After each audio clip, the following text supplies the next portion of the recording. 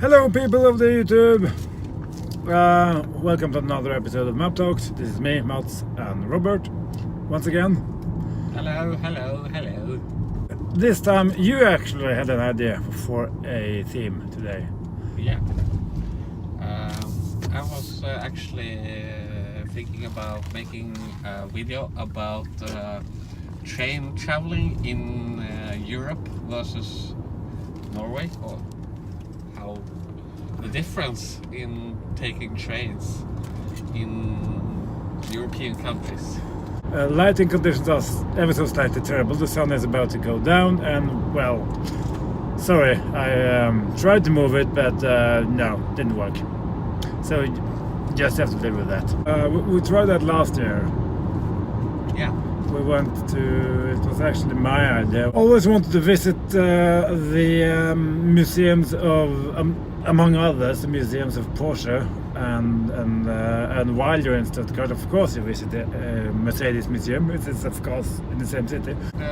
The main idea for that trip was to have a green trip. Yeah.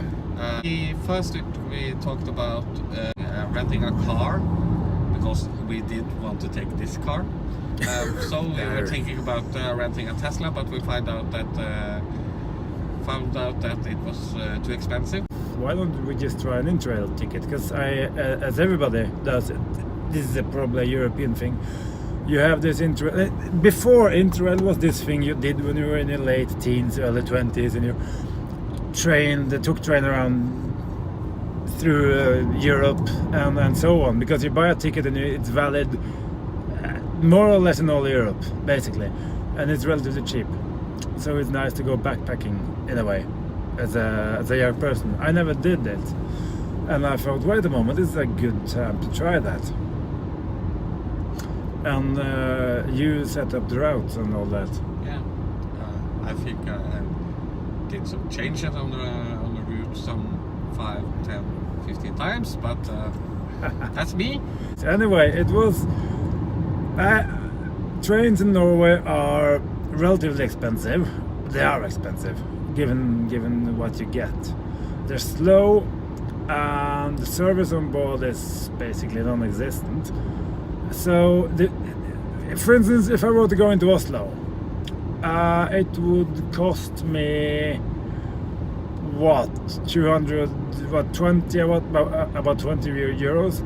20 euros one way. Yeah, one way. So that's 40 euros there and back again. And having this car, given its range limitations and my charging limitations at home, I think I calculated it to be around 4 euros in electricity. And even with parking, it's still cheaper. For one person, you can drive to Oslo, park there for one day, and you still haven't managed to use 40 euros. Exactly. Back to train traveling in Europe. We went from Fredrikstad, because I live half a minute from the train station. So we went from Fredrikstad, and the first day we had on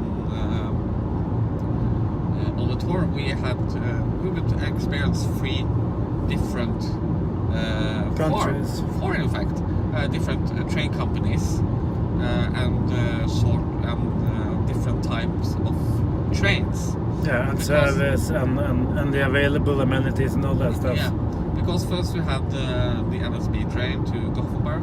In general, it's a commuter train that's bring people in Østfold, like Fredrikstad, Sarpsborg, Halden, to Oslo. They use the same train to Gothenburg, and it's a shame. I'm not proud of what we offer to tourists that come to Gothenburg and want to travel with train to Oslo. It's a train, you have no service on board. You have a coffee machine that makes coffee, but the coffee is horrible. And if you want a biscuit or something to eat, you have a vending machine. Yeah. And that's it. That's it. That's the level of service you get. Nothing else. So I just thought when I went to board the train in Fredrikstad, looking forward to coming to Gothenburg and take the Swedish railway to Copenhagen. Our first experience with what we had in front of us when we get down on the continent. You know your train history, but I remember when I grew up that we had bistro wagons in Norway. You got your dinner on a proper plate and you had all that. When did the Norwegian railway stop doing they that? They still have the dinner wagons, but they are expensive. The food is it's not like in old days. Okay. The food is you have to pay, I think it's 16 euros for a plate of kjøttkaker. Meatballs? Yeah, meatballs. What? 16, and it's tastes like Fjordland. Well, it could be worse then. Slightly boring. Yeah, it's nothing special. And I like, when I travel, I like to taste something new, something that tastes good. Yeah, but then we came to Sweden, and I was like, whoa, you had a bistro wagon, and go there, a cafeteria wagon if you want. You could sit there. There was a few places to sit, or you could take it back to your seat. You had your beers, you had your salads and stuff. And it was just brilliant. And that's one thing I have to say. In Sweden, we could bring our beer back to our seat in some other place in the train. If you do that in Norway, you get shot. And you can't go outside of the bistro wagon with your beer. Because in Norway, that's where they have, it's legal to sell and drink beer. Nowhere else on the train. Some Norwegian laws are just, I don't know why they're there. It's really strange because you're in a train, you're in a closed environment anyway. That was just really so nice, so relaxing, and the food was nice, and the people were nice, the service was nice, and it was a alright level of food on offer. It wasn't great, but it was fresh, and it was it looked like something I actually wanted to have, unlike some dry biscuits in a vending machine. And the speeds were greater, and it was also, just a more pleasant experience, the whole train travel. Yeah, and another thing, the punctuality. Yeah. we are not known for punctuality here in Norway. To put it like this, you just mentioned the Japanese are mental. They are crazy. There was now a national outcry because the train had left the station. It was 29 seconds too early. Yes. And if we get 15 seconds too late in the train, they're mad over there. But in Norway, if a train is 5 minutes, 10 minutes late, that's considered completely normal. Nothing unusual at all about that. Or if the train is cancelled. Yeah, well, there's nothing unusual about that either, because some part of the line is probably broken.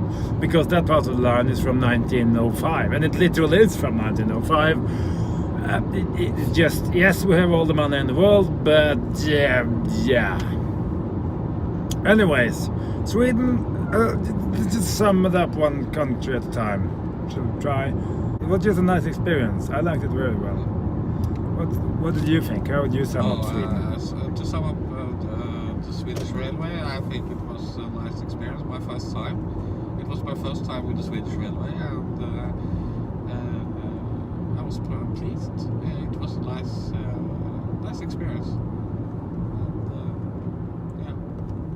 And then we got to Copenhagen, and I knew that because they, like in Norway, work on the railway in Denmark. It was some changes, so we had to take a local commuter train down a little part of Denmark to connect to the fast train to Hamburg. Was that the first part where I got slightly confused? No, we were crammed in on some place, and then someone said something in Danish no one understood, and then said something in English no one understood, and there was a bistro that was open and it wasn't open, and then No, that was the second part. okay, because Uh, that part of it was slightly confusing. I Yeah, have to but admit. if you take the first part out first, it was a normal commuter train. It got us from Copenhagen to Nykøbing. There was nothing special about that train. It was a commuter train. We had a seat, and so. But I knew about it, and I knew that it wasn't gonna be a wow experience. I can't remember that, so it must have been very boring. It was then. a double decker in Denmark. You went up back in Denmark? Yeah. Sorry, but anyway, it doesn't matter. But when we got to Nykøbing, we had this fast train that was going to bring us to Hamburg. And this was, in fact, we had heard so much about the Deutsche Bahn, about the service and so on. But the Deutsche Bahn was the first time on the trip we experienced delays. Yeah, because of the ferry and that stuff, But right? that was because of the ferry, because this That's fast train all, from Copenhagen to Hamburg, it's very special, because this train go aboard a ferry and brings you over the sea to Germany. Very strange experiencing the big train go into a boat. That I must admit, that was not slightly, very awkward. I have to say, Denmark part of the trip was probably, and we had to necessarily go back the same way, more or less, slightly different trains. But part of the Denmark experience was slightly disappointing and slightly boring. Yeah. But that said, you will understand why when we get a bit longer out in the story. That's part one. Part one down to Hamburg. Yeah, down to Hamburg, and then we will continue later. So hope you like it. Do like and subscribe and share. We hope you haven't fell asleep yet. So Yeah. Don't fall asleep, because we have more to say. It's actually quite interesting. So goodbye. bye bye.